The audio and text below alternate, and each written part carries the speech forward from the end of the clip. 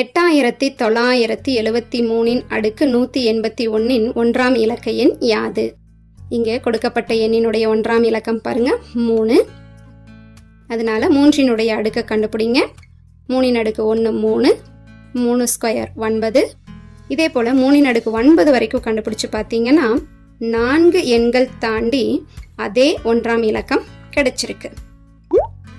அப்போ என்ன செய்யலான்னு பார்த்தீங்கன்னா கொடுக்கப்பட்ட எண்ணினுடைய அடுக்கை எடுத்து 4ஆல் வகுத்துடலாம்.